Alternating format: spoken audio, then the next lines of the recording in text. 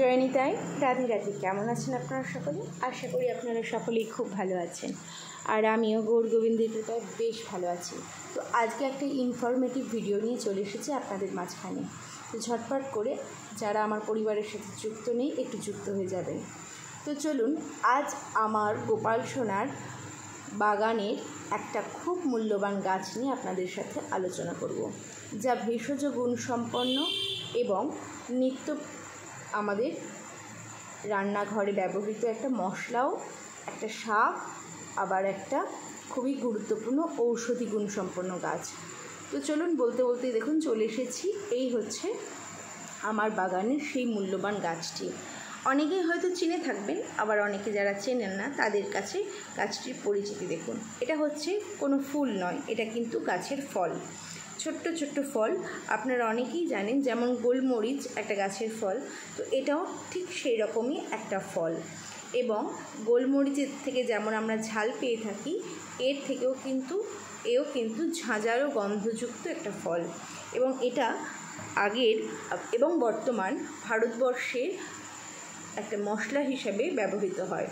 অনেকেই বিরিয়ানি মশলা যখন কিনতে গিয়েছেন, এই ধরনের লম্বা লম্বা কালো কালো এক ধরনের আস্ত গোটা মশলা আপনারা দেখে থাকবেন। এটা হলো সেই মশলাটা।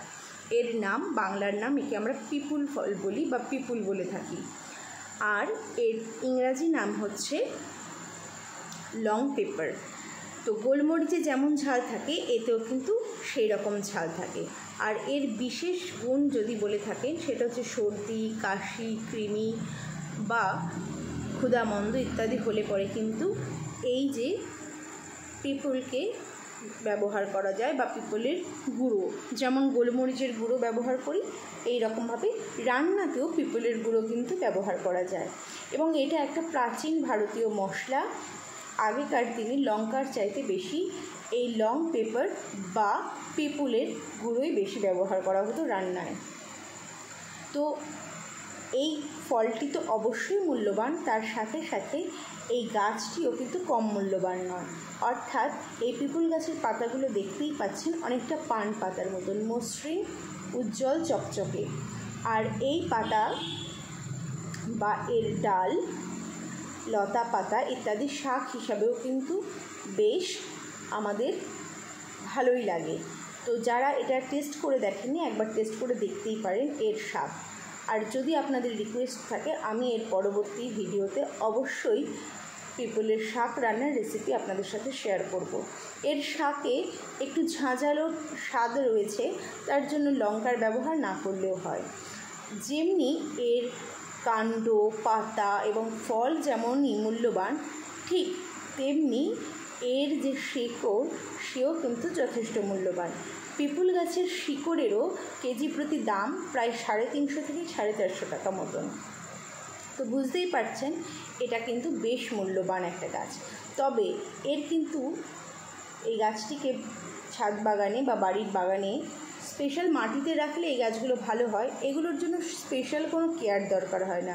এরা খুব সাধারণভাবেই বাংলার জল আবহাওয়াতে সুন্দরভাবে বেড়ে ওঠে।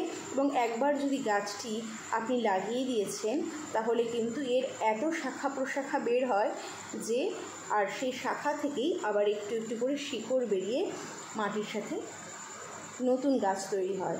তাই একবার যদি গাছটি বাগানে লাগানো হয়েছে, তাহলে গাছটি কিন্তু হারিয়ে যাওয়ার সম্ভাবনা খুব কম। আর ভেষজ গুণও আপনাদের বললাম প্রচুর। এর পাতার রস বাচ্চাদের কৃমি সারাতেও কিন্তু খুব কাজে লাগে। এই দেখুন, এই গাছটি থেকে কত শাখা প্রশাখা বেরিয়েছে। তো আরও যদি আপনারা পিপুল গাছ সম্পর্কে জানতে চান, অবশ্যই আমার এই ভিডিওতে একটা কমেন্ট করে যাবেন। আর যদি শাক রান্নাটাও, রেসিপিটাও নিতে চান, তাহলে কমেন্ট তো অবশ্যই করতে হবে।